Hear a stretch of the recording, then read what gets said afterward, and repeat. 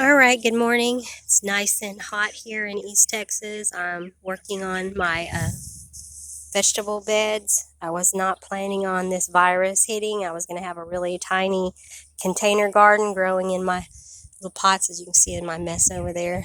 But my little pots, but I'm having to regroup and try to do a lot bigger garden. I have a little greenhouse and I've grown a lot of herbs and things from seed. Uh, if you'll notice a lot of your stores right now, people are buying plants up like crazy. So what I have here is I have two different types of bell peppers. I have a sweet bell and then a regular bell. And for their companion plants, because you don't really want to waste water, you want to have companion plants in there to do some of the ground coverage. So for the companion plants, I have a buttery basil. These are really good to cook with. Basil is amazing. It makes a good companion plant. And that one is called sweet, or I'm sorry, buttery. They call it that because they say it has a really nice buttery flavor. This right here is my sweet basil. I have a lot of plants here, and like I said, I grew these in my greenhouse. They'll be a good companion plant. If they don't provide enough ground coverage, I'm probably going to add a little oregano. I cook with lots of oregano. I never can have enough oregano. Just my opinion. Here's another bed that I'm working on right now. I got to put the last layer of bricks on it. But I basically have a jalapeno. This one, now these peppers I had to buy this, this is a poblano. This is a Mexican spicy bell. It should have actually been in the other garden, but I didn't. My son bought it home for me the other day. He's considered essential staff, so he's still out there working. This one is a sweet heat pepper.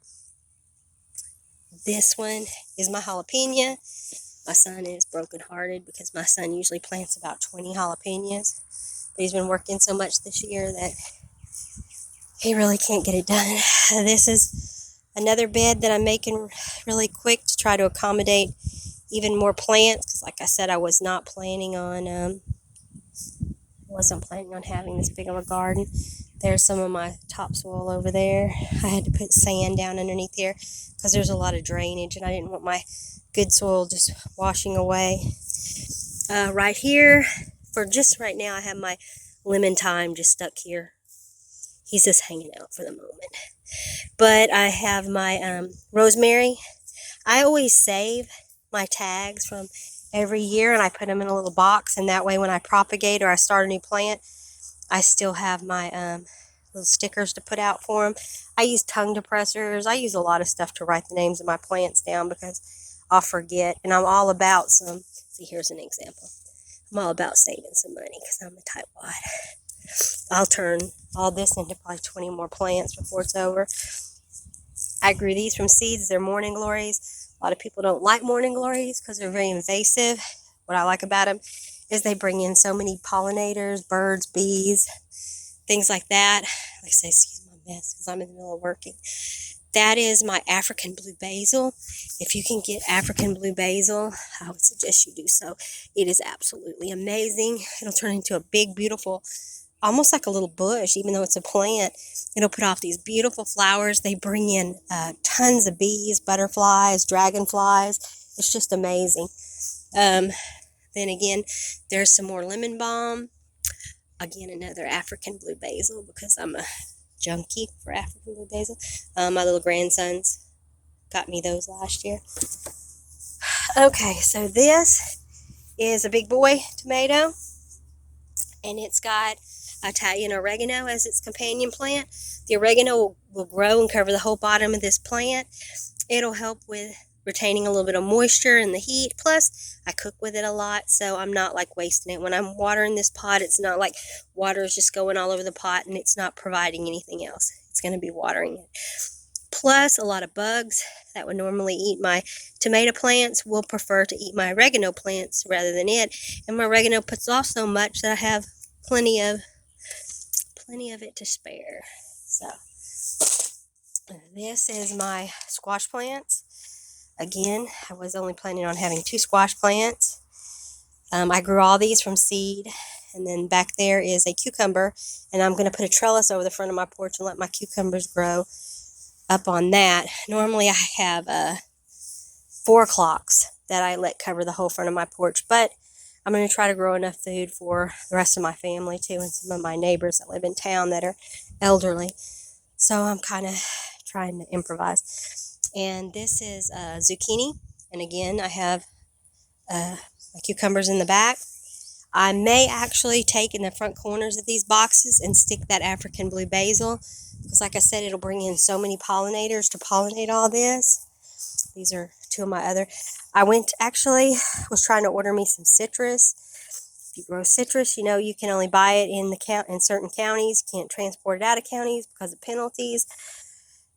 So unfortunately, with the what I call lockdown, I have not been able to purchase any citrus in this county because I'm not leaving my house. I'm following the rules.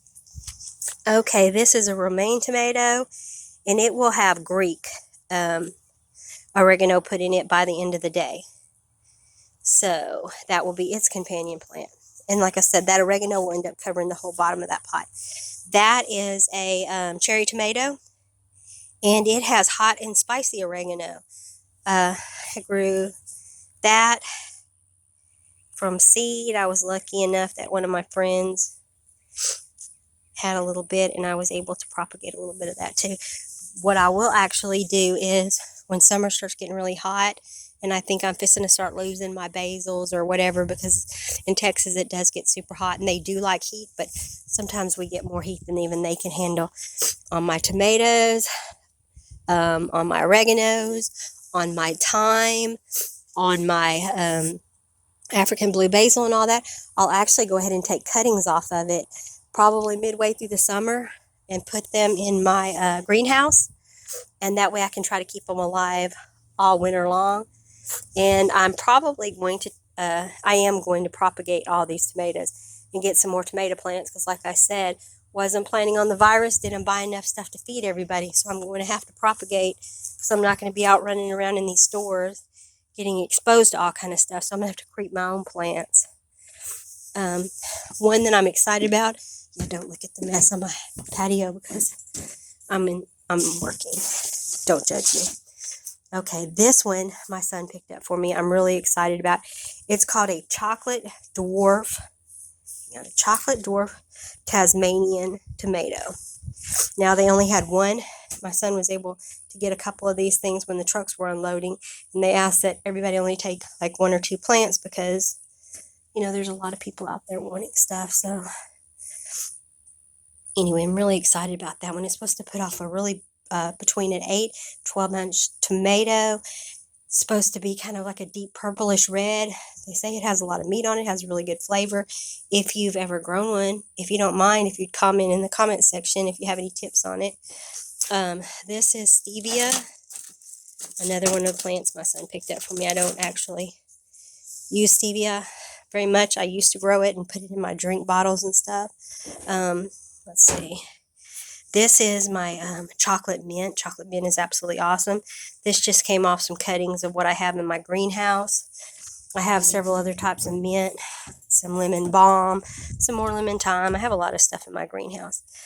I can't show you all my greenhouse right now because it's really messy. Even though all this is too. But anyway, all this over here will have tomatoes and peppers in it, my rosemary, and my lemon thyme. And I'll have some more peppers.